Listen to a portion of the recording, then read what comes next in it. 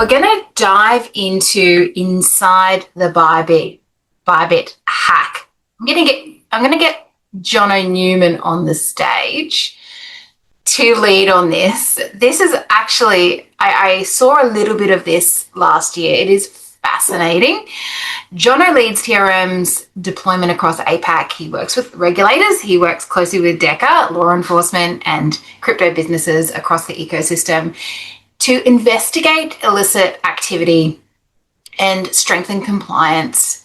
He also helps build fairly scalable financial crime capabilities as well. So this session is going to be about tracing an attack that happened within Bybit and the movements of funds and the lessons that we learned from that, and around securing digital assets within infrastructure and for the future. So I'm going to bring you to the stage, Jonno Newman. He is the APAC lead at TRM Labs. Thank you, Amy. I'm just juggling some of my screen sharing around because it is not showing the tab that I wanted, but I reckon it's looking good.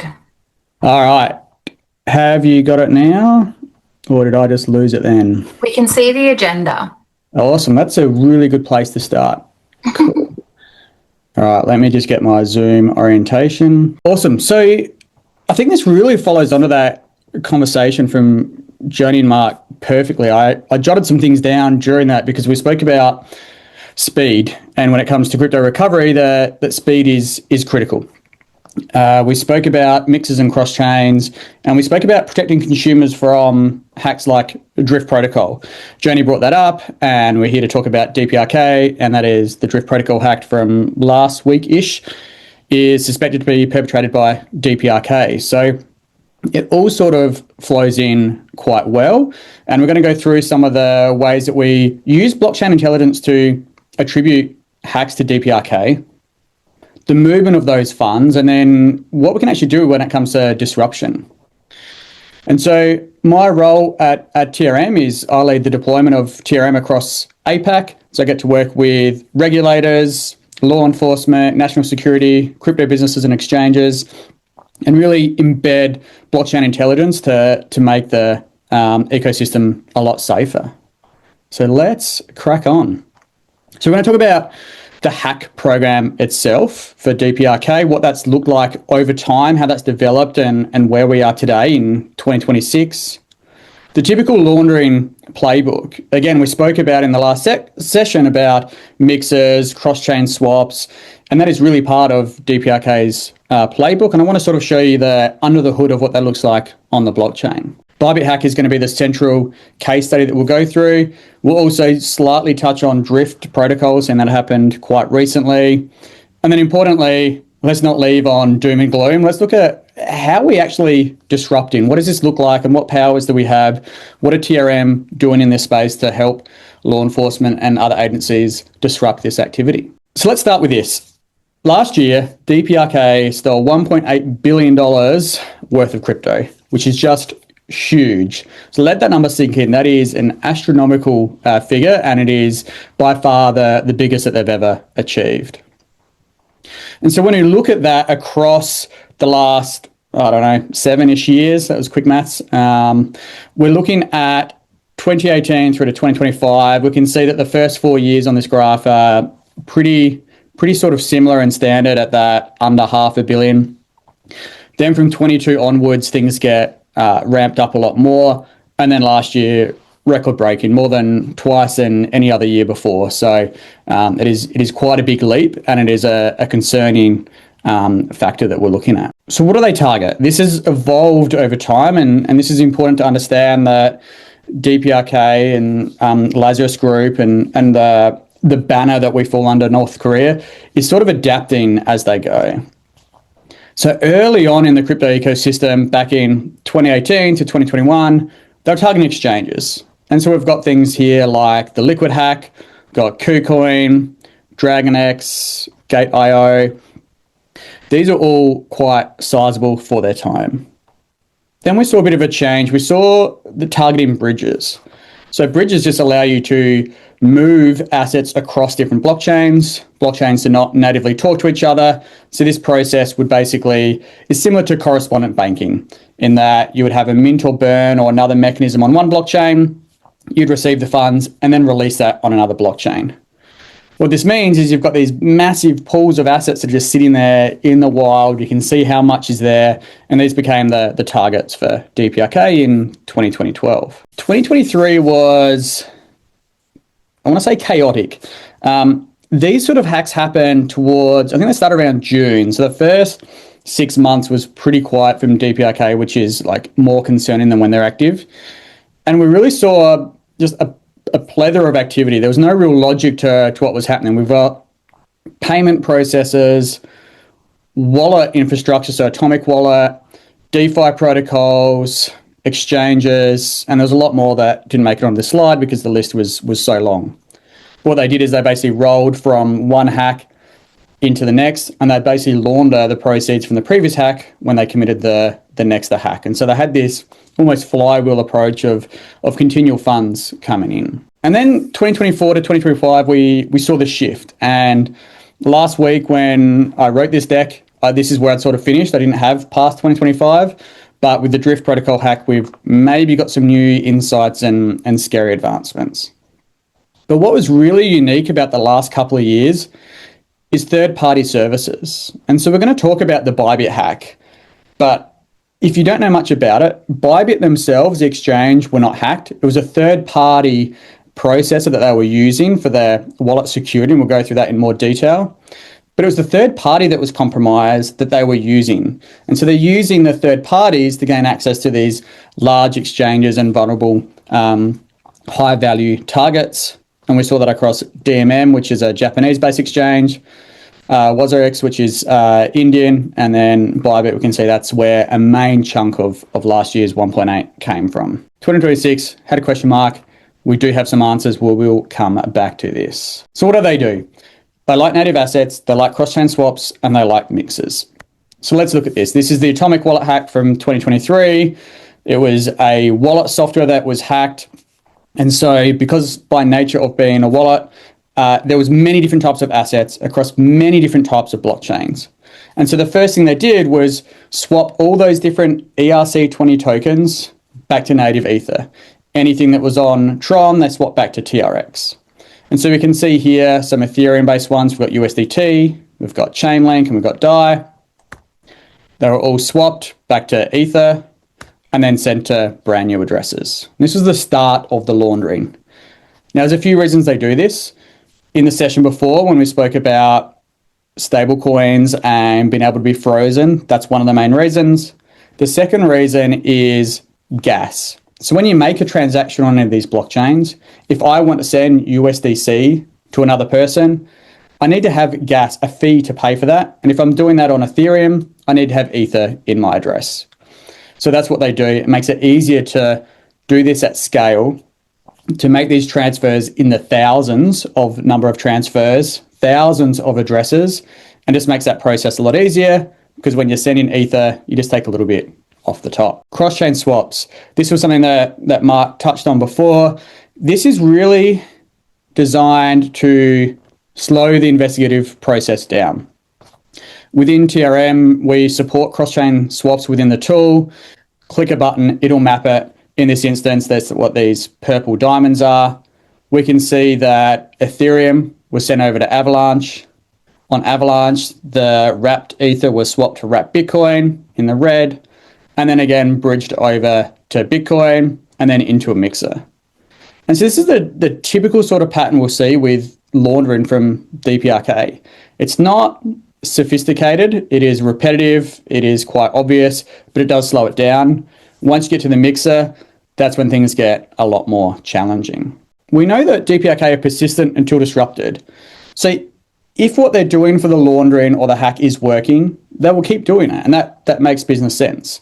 And then when that breaks, they adapt and they find another way. Great example is Tornado Cash. We can see that up until mid-2022, Tornado Cash was operating at its peak, then got sanctioned by OFAC And we can see the volumes in the blue drop significantly after that sanctioning.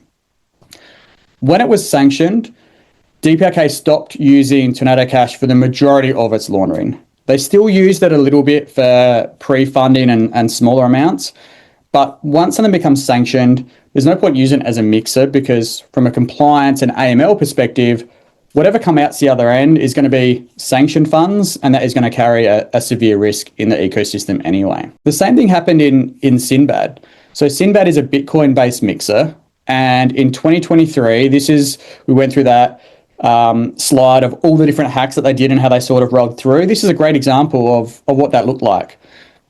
In January and February of 2023, they still had some proceeds from the Harmony Bridge hack, which was the year before. This is the scary quiet period. And then we can see from June through to October, all those hacks, they were laundering the proceeds through the exact same mixer because it was working. So we've got flows from Atomic Wallet hack into AlphaPo, into Coins Paid, into Stake. So it was a pretty tiring time as an investigator. I had hair in about April 2023 and lost it by the end of it. This caused a lot of heat, and then eventually Sinbad got sanctioned by OFAC. And so then they had to pivot, and now they're using different mixers today. Cross-hack contamination is an interesting thing that we see with DPRK. They're not afraid to mix funds from different attacks and commingle those assets. It's really interesting from an intelligence point of view, and I don't know the why behind it, whether it's the volume is so much that these are mistakes, or whether they're complicit and they just don't mind, or whether it's boasting that these hacks are perpetrated by them and they're happy to combine those hacks. Wallet fingerprinting, this is a technique that we use from an investigative perspective to identify characteristics about what particular actors are using. DPRK is one of them. Just know that it's something we do. I can't go into too much detail in this format. And then when on-chain meets off-chain, we know about a lot of the off-chain MOs of DPRK, and then we see that marry up with on-chain. So exploiting vulnerabilities, infiltrating things like think tanks, academia and media about North Korea to understand what we actually know about them, exploiting vulnerabilities for spear phishing through email and DMAC security policy weaknesses. And then we had a question to Mark about rug pulls and why there are so many rug pulls. This is one of the most fascinating parts, is that a lot of this comes back to COVID times. It sort of started, whereas developers, we had a lot of infiltration in the crypto Web3 ecosystem where developers were unknowingly North Korean hackers. And so the way this worked is they gained employment in these protocols, and they were quite lucrative, high-paying jobs. And so they had this continual revenue stream from, we'll call it the legitimate side of the work that they were doing in building these protocols. But then what was even more dangerous was when it was time to rug or compromise that particular protocol, they had access to the backend. They had access to all the security flaws because they built it. They put them in there. And so then they could wipe the whole projects. And this is a snapshot of some of that we're seeing that was sourced by ZachXBT. So let's take a look at Bybit. Now, I don't want to get too technical, but I want to sort of focus on what happened and how we know it was DPRK, what that laundering looked like, and what the vector of that attack really was. And so, as I mentioned at the top, it wasn't Bybit, the exchange, that got hacked. It was Safe Wallet, which they use for the signing of their transactions. And so it's a third-party software that enables multi-sigs, so multiple signatures to release the funds. So what happened? A developer at Safe Wallet had their machine compromised. This goes back to 4th of February last year. A day later, they gained access to their AWS environment, so gained access to the Safe Wallet infrastructure from that developer's machine. And then from the 5th to the 17th, they did reconnaissance. They looked through everything. They were stealthy during this time. They tried to set up their own credentials to gain access. They were unsuccessful. So they could only do this reconnaissance while that developer was live within their session. So they had to match the hours the developer was working. Through this time, they basically worked relentless. Now, on the 19th of February, this is when they injected the malicious script. And so what they're doing is the user interface, what the users see at the end when they're going to sign these transactions, they were able to manipulate that so that when Bybit went to sign it, the transaction looked legitimate, but under the hood, what they were signing, what was being broadcast to the blockchain was very, very different. What they were actually doing was signing over approval to that wallet to the attackers themselves, so delegating the entire rights. Then what is really interesting is the way they cover their tracks. So the transactions from Bybit, this was their Ethereum-based hot wallet, which had just under $1.5 billion worth of Ether-based assets, was that transaction went through at 14:13, and then we know that 2 minutes later, that malicious code that they'd injected to change that interface that Bybit was seeing had already been wiped. So they got rid of their tracks very, very quickly. Sorry, they did that before and then the transaction from the hot wallet. So this is where they delegated authority at 14:13 to gain permission, wiped it, and then they actually siphoned the funds from there. So this is an example of the pre-funding. We have Bitcoin going into a mixer, coming out the other end, then going on the Ton blockchain, going on Solana, and over to Ethereum. What we were able to do was the way that we fingerprint addresses, we were able to identify that this deposit that went into the mixer was actually DPRK controlled. These funds and this path here is what was used to create that malicious smart contract. And so if you're going to create a smart contract, you need to have that gas that we spoke about before. So they need to get the funds for that pre-attack from somewhere, and that was that path. Then we can see the compromise from the Bybit hot wallet to the exploiter addresses, and we can see the various Ethereum-based assets. Then comes cross-chain swaps. If we zoom in on one of these areas, this is basically the Ethereum up the top here. The purple diamonds are the cross-chain swaps that we map over to Bitcoin, and then Bitcoin into the Bitcoin mixer. What was really interesting from this hack is that everyone is watching this at this stage. It was high profile, all the Twitter armchair experts are there following live, and they were tracing perfectly up until this point until it hits the mixer.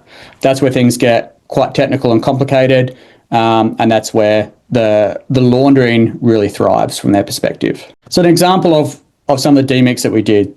This is some Wasabi-based withdrawals. So Wasabi is a Bitcoin-based mixer. They spin up new Bitcoin addresses, pass through those addresses, over to Ethereum, over to Binance Smart Chain, over to Tron. And so, again, none of this is really complicated, but it is labor intensive.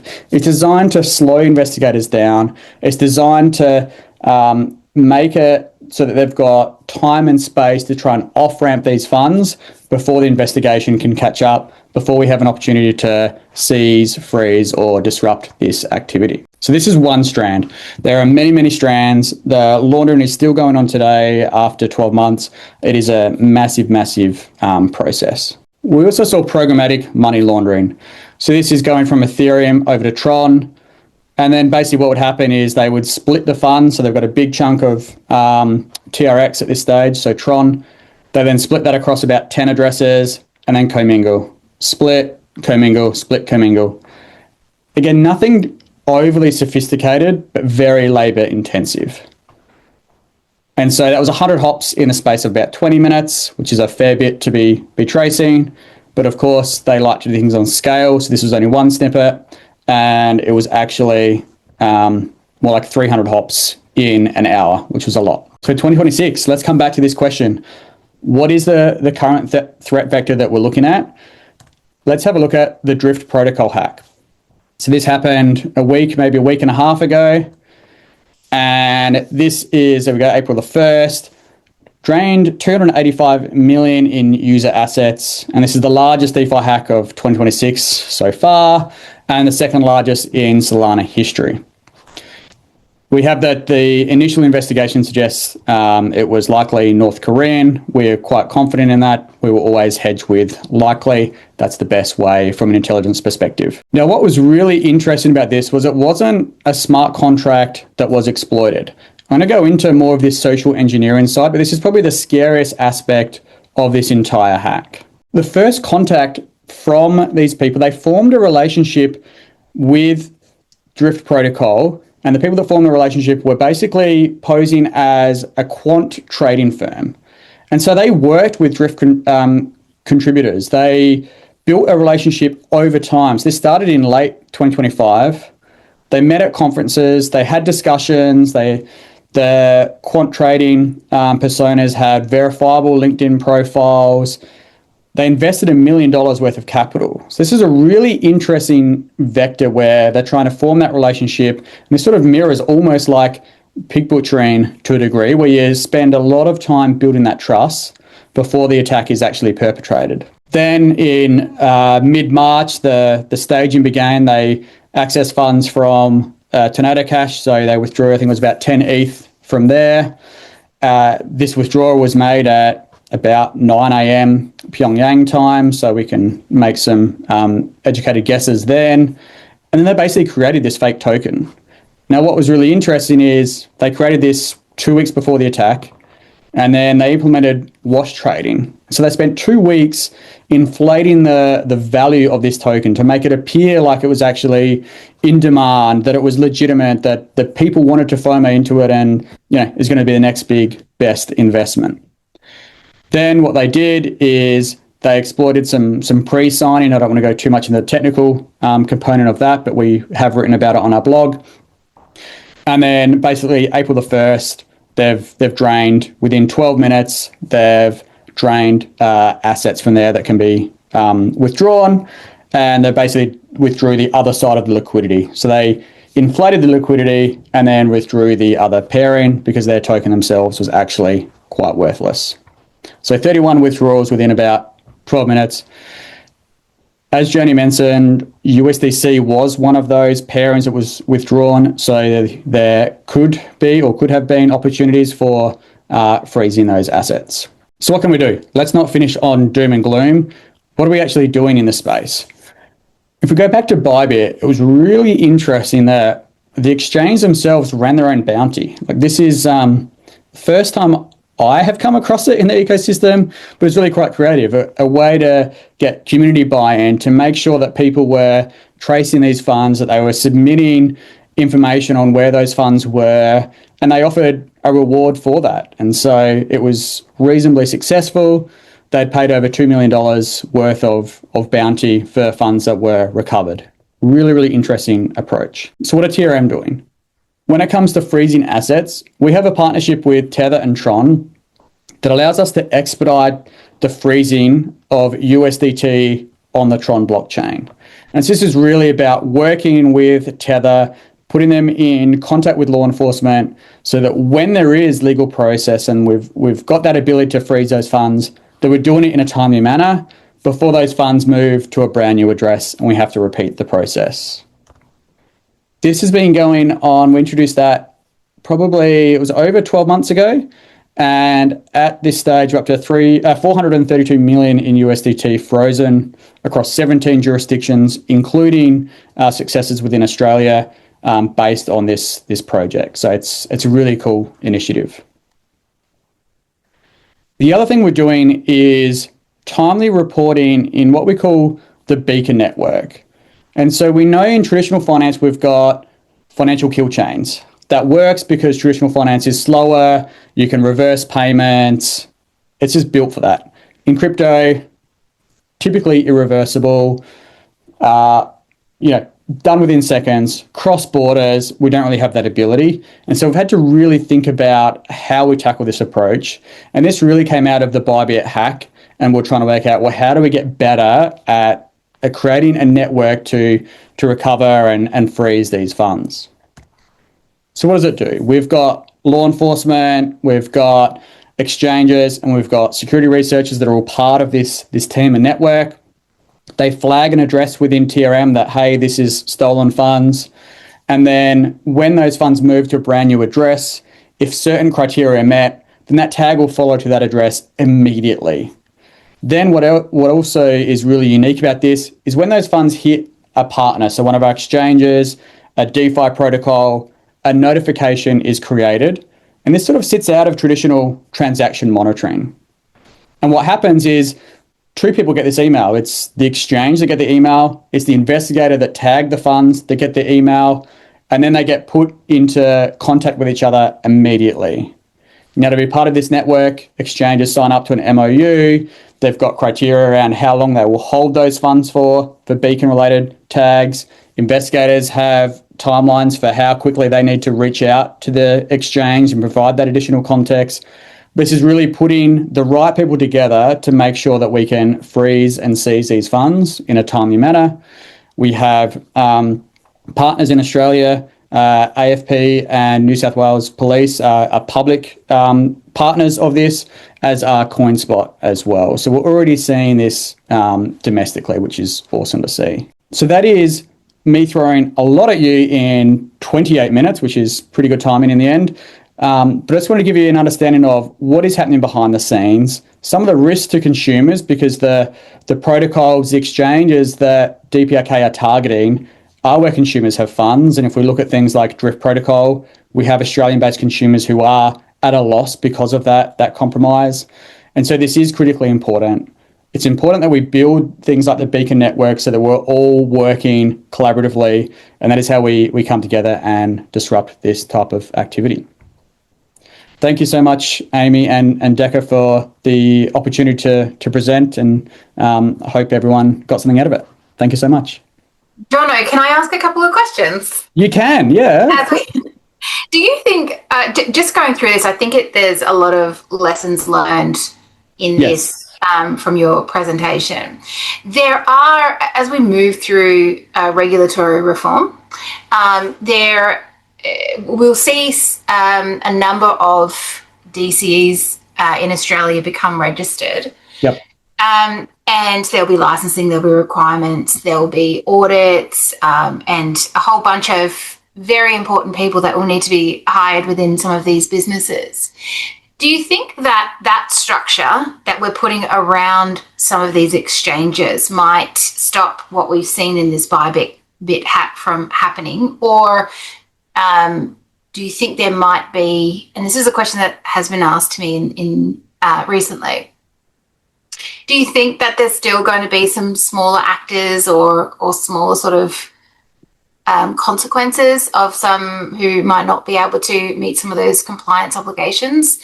So we might see a smaller version of the Bybit hack. What are your thoughts there? Is your question around protection as far as better AML compliance controls, or better security as in defense against being the victim of these attacks as an exchange? It's the security around the compliance mechanisms within the actual businesses, that within the exchanges, because there's going to have to be a compliance uplift within them. And so some of the consequences, or some of the hacks maybe, or the consumer harms might lessen.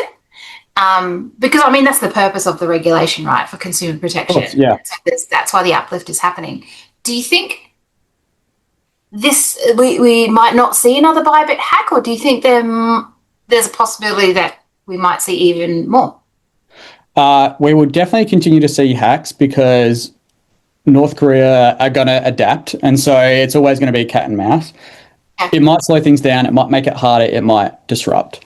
I think from a security perspective, one of the biggest challenges are supply chain risk, and that is what we saw from the last couple of years, is that it's no longer, like, it wasn't Bybit's security, it was a third party they were using.